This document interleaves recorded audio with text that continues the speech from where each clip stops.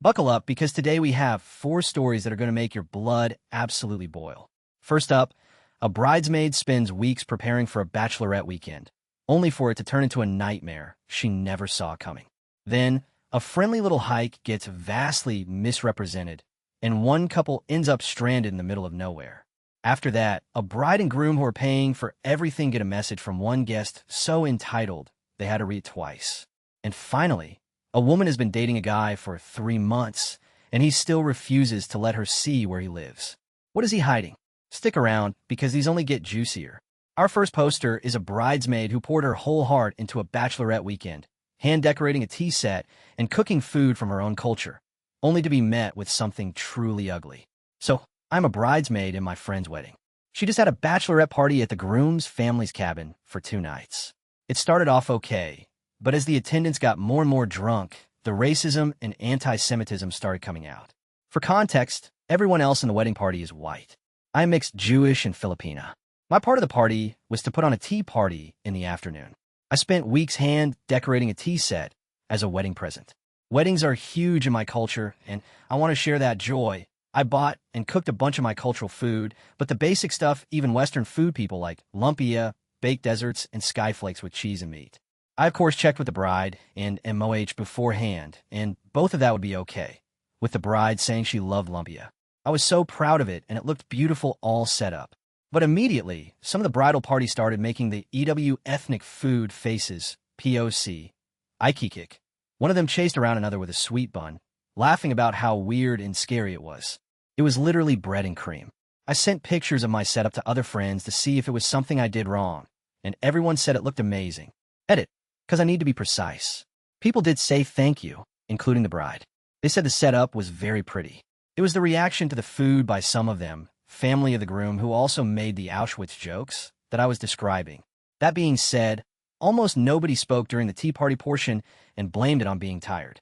The bride and friends did not say anything about the reactions of the other girls.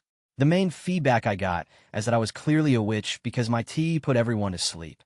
It was a hibiscus, rose, mint, and calamansi mix. But oh well, maybe that food isn't for them. I moved on, but then the racist joke started. The party started on Juneteenth. You can imagine the jokes that came out of that. Then anti-Semitic jokes about Holocaust camps and more. This is a direct quote. I say a lot of Nazi and Holocaust jokes for someone who isn't racist. I was trapped on a boat with them when this started happening. Later that night, as I was grabbing something from a room to then leave, the main perpetrator said to someone I considered a close friend, "I was worried you'd be offended by the Auschwitz jokes because you're German." That friend replied she wasn't offended. I spoke up. "Well, I might be offended because I'm Jewish." I got up to leave with my stuff, and the girl said she's going back to Auschwitz. My friend, the bride, everyone laughed.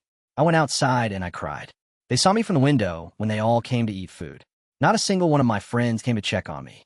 The vibes continued along that line, and I felt like I was in the Jewish/Asian version of Get Out, stuck in a giant home with a bunch of racist white people.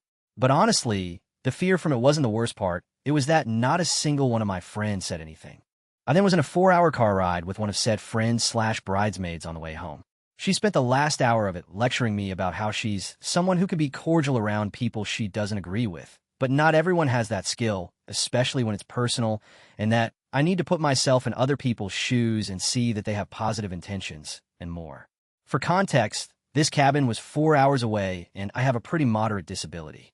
I was using 110% of my energy for this, and had no energy left by the end of it. I pushed myself to extremes for these friends and the bride, and it was reciprocated with laughing at anti-Semitic jokes at my expense. The wedding is next weekend. I can barely see from the migraine I have, and my legs are struggling with walking. I don't feel it's worth it to hurt myself for someone who couldn't bother to stand up for me, or even check on me after. All my friends of color agree with me, but this was my high school friend group. I grew up in a very white town, and I also feel guilty like I'm letting them down. I'm not quite sure what to do. So Reddit, please help me out. Edit, I was a history major, which makes this whole thing even worse, so I have to add context that I didn't realize I missed until the comments.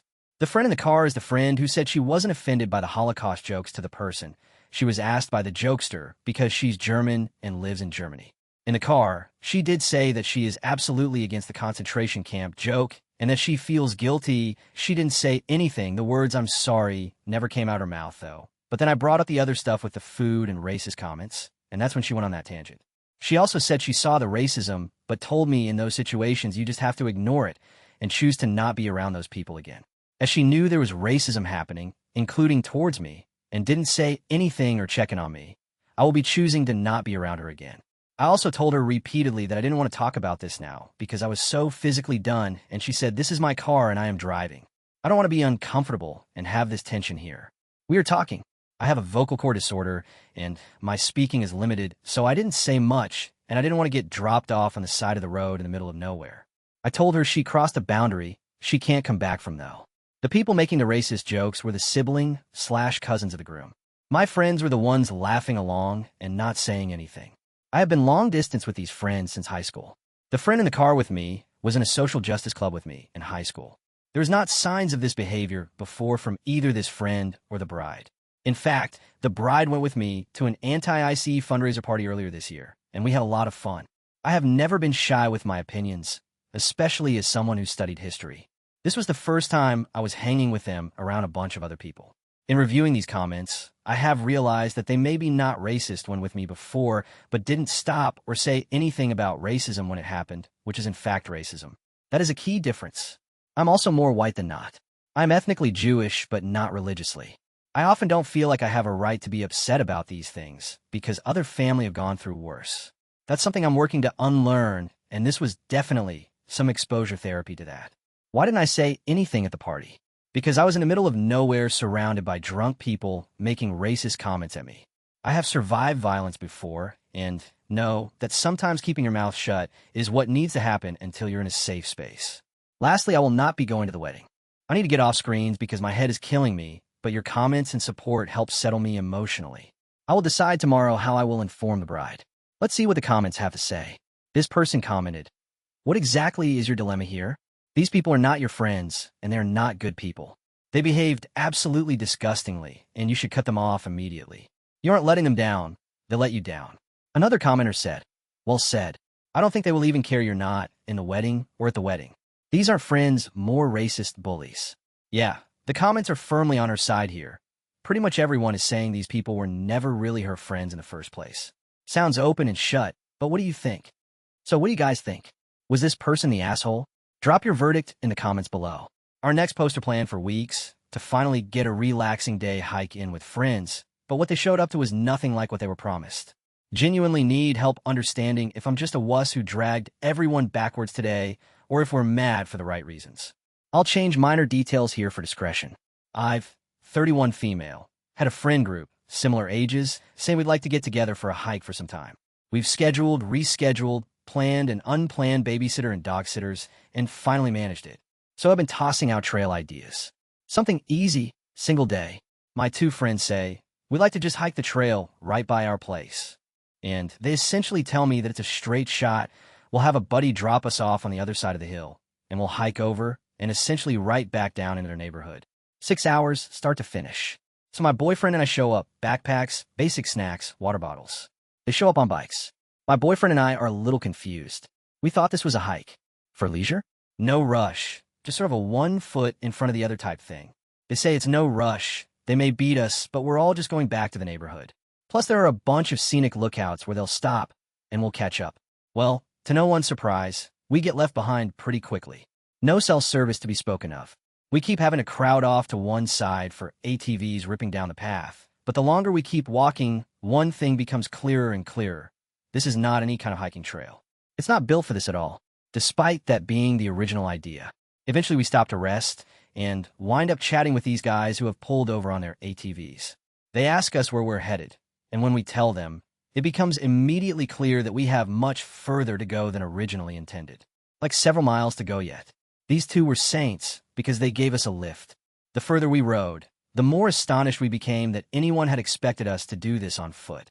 It took us at least 15 minutes more to get there by ATV. We got back to the trailhead and realized it wasn't exactly right into the neighborhood like we'd been told, so we just started walking. Eventually they came by and picked us up, I'd say maybe 20 minutes or so after we'd hit the main road. We told them we were too tired to stay for dinner, the original plan, and we booked out and grabbed something on the way home. Here's where I'm at. We're adults. I was clearly underprepared, and no one should have to be responsible for me. On the other hand, this trip was vastly misrepresented to us, and had I known, I would have told these people we didn't own mountain bikes and to count us out. This was not a hike. We have vastly different ideas of what constitutes a hike. I've been fielding calls about how sorry everyone is about the way things went down, but honestly, I just said that I had made it home safe and I'd talk to everyone later. My mom had been babysitting so we could go, and when she asked me, I told her all of the above, and then said I tried to hold it together because I figured maybe I was just tired and crabby. But then we had dinner, and I was still upset. She genuinely asked me if these people were my friends. I'm going to sleep on it because it's fresh, but I feel like she's right.